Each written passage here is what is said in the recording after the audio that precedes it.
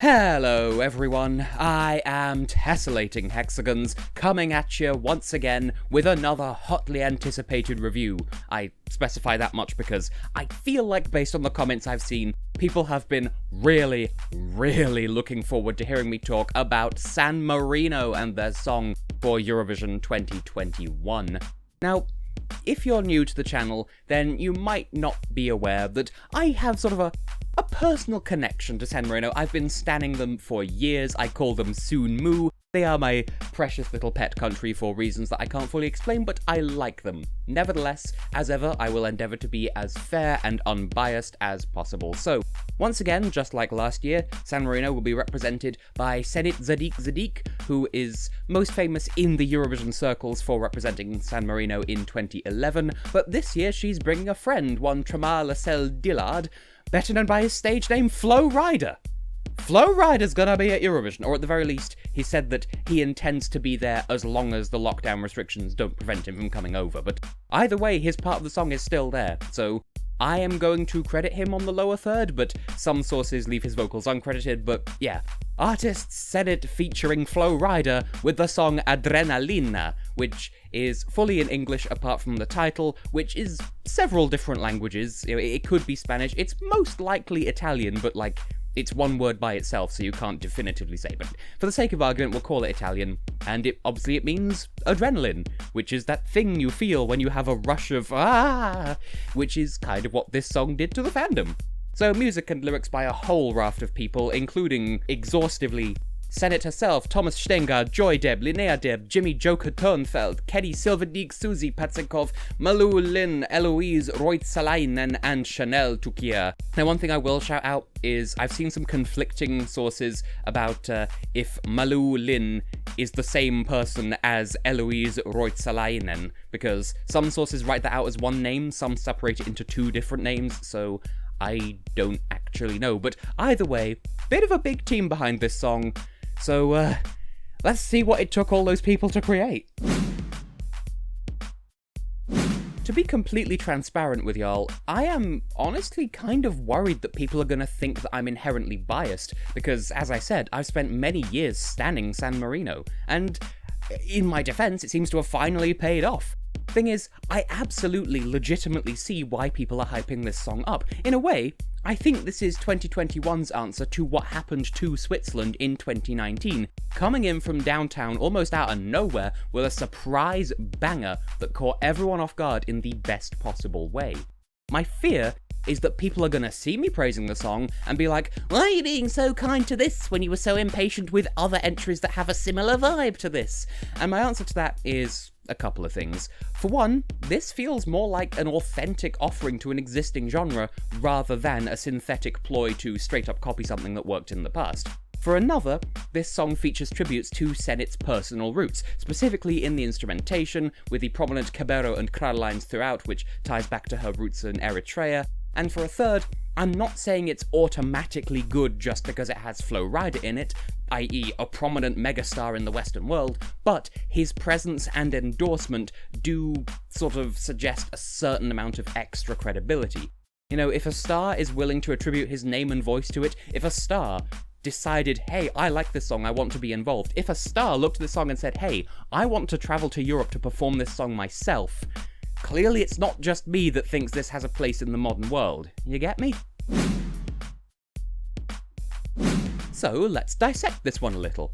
First things first, it hardly even needs to be said, but this is a fully competent, fully real-world chart-ready banger whose appeal isn't just limited to the Eurovision bubble. People seem eager to forget sometimes that Eurovision isn't supposed to be an isolated little world unto itself, so it's good that any country would remind us of that. Never mind San Marino specifically, whose presence at Eurovision is kind of one of their biggest assets when it comes to raising global awareness that they exist at all. Speaking of the word world, for that matter, take a moment to consider the instrumentation, specifically the instrumentation of the drop, like I said. To a casual observer, you might say, oh, it sounds a bit exotic, it adds a bit of flavour and spice to the composition, and that's true. It has an effect that plays synonymously with intrigue, a memorability factor, that sort of thing. That's great by itself, but if you look beneath the surface, it does actually run deeper than that. As I said, the instruments themselves are Eritrean in origin, as is Senhit herself. Well, she was born in Bologna, but to Eritrean parents, so this is part of her heritage. It adds personality to the song, as well as it just being heartwarming that Senhit is able to put that much of herself and her history and her family's culture into the composition. And then there's Flo Rida himself. I'll touch upon this again in a moment, because I can see it being a very Marmite moment in the song, but I, for one, think that his rap-based interjection totally works. This isn't cringe rap, or people pretending to be more rap culture than they truly are. This is someone from the actual world of featured artists in a song adding a rap section, with experience on past songs that have exactly this sort of interjection. Never mind writing his own stuff that is also just all about him.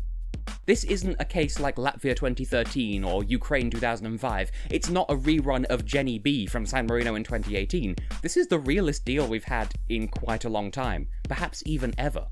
Based on that, I would make the argument that the song actually has some really great lyrics too. Bear in mind that the switch your brain off bop sort of genre tends to rely more on music and only have vocals there to enhance the feelings behind the music, so the words themselves are sort of a means to an end.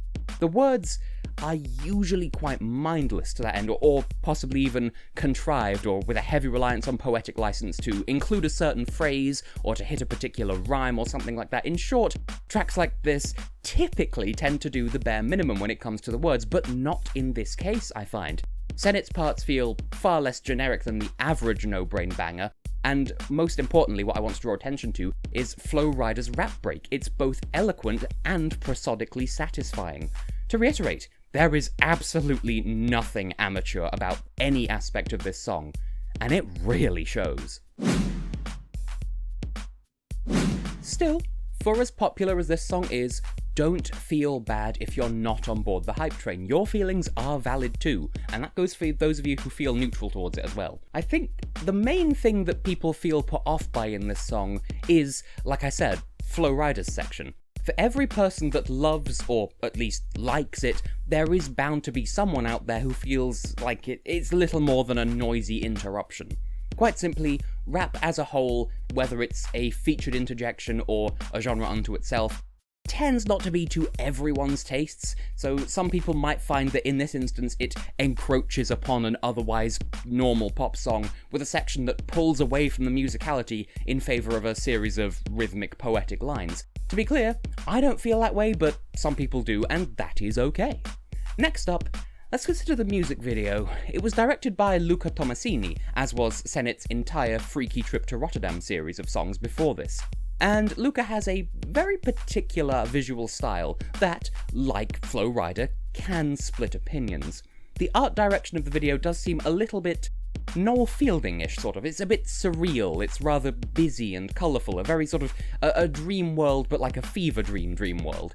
As a result, some people might find it distracting or too weird to take seriously. Granted, we don't know to what extent that art direction will be included in the staging, so this might be a bunch of totally unfounded fears, but the bottom line is, if they do go too far down this road, then San Marino will risk overselling the song and resulting in crashing quite hard because the visual style is a little bit crazy. Honestly, I do actually have quite a few fears about the live staging in general. For this song to achieve its maximum effect, it will need focused staging and tight choreography for it to fully land and, again, be taken as seriously as possible. Consider what I said about synchronized dancing when I was talking about Moldova's song, for instance, and how that adds a sense of power and impact, and it reinforces the lyrics.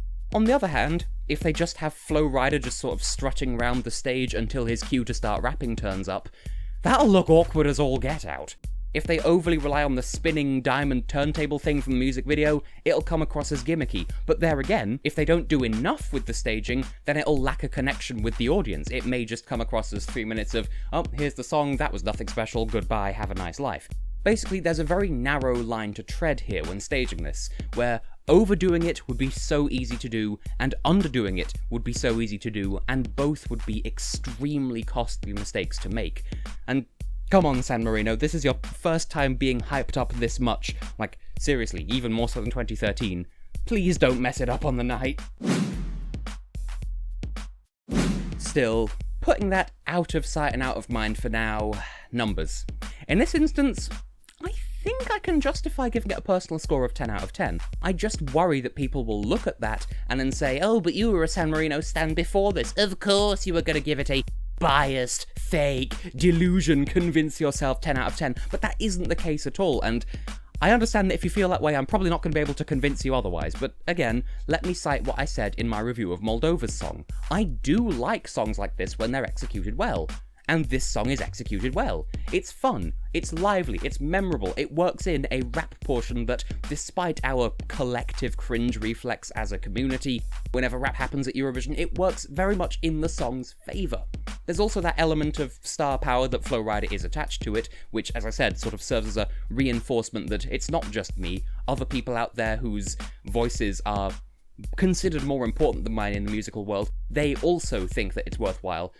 Because I don't really follow Flo Rida's work, so his presence is largely meaningless to me, but I mean, I won't look a gift horse in the mouth. I'm just happy that little Soon Moo has sent such a powerful banger and that other people have been just as receptive to it. When it comes to rating it technically, I'm torn between a 9 and a 10. Again, not out of a sense of personal bias, but because I struggle to find much fault here as a juror.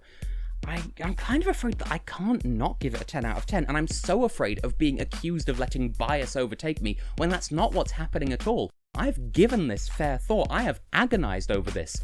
I really can't think of an adequate reason to bring it down for 10. This doesn't mean it's the most perfect song to ever grace the face of the earth by any means, you're allowed not to like it. It's just, I personally can't think of a reason to have it be any lower than a 10 out of 10. The song has variety throughout, but in a coherent way. The drop incorporates cultural elements that demarcate the whole thing as belonging, authentically, to Senhit.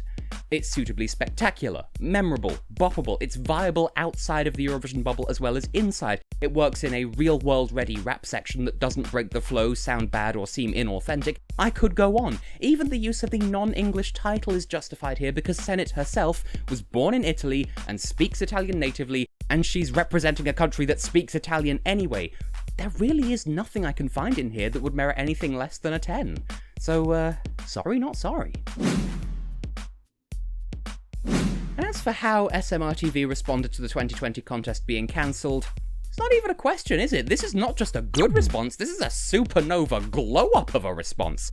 San Marino was already in a weirdly good place last year, riding high off Serhat's qualification and subsequent best placing to date for the country in 2019, followed by the may or may not be official San Marino 2021 campaign with, the branded, condoms, and that kept publicity high. People were aware. It was a little bit memey, but it kept them in the public eye. So to keep that momentum up at all would be an absolutely brilliant step.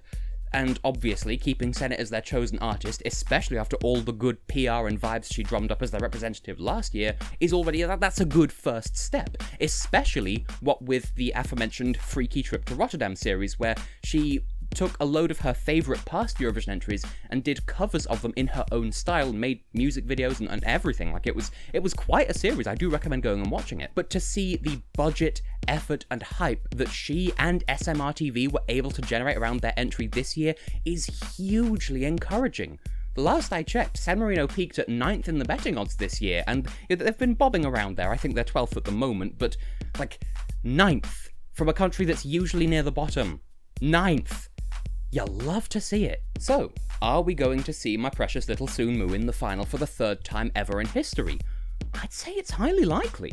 This song competes in semi-final 2, and the UK votes in that show, so putting aside the guaranteed votes that I'll be sending their way, it's already at an advantage because the UK tends to appreciate stuff like Flo Rida, and will likely take his inclusion as a seal of quality, amongst other things.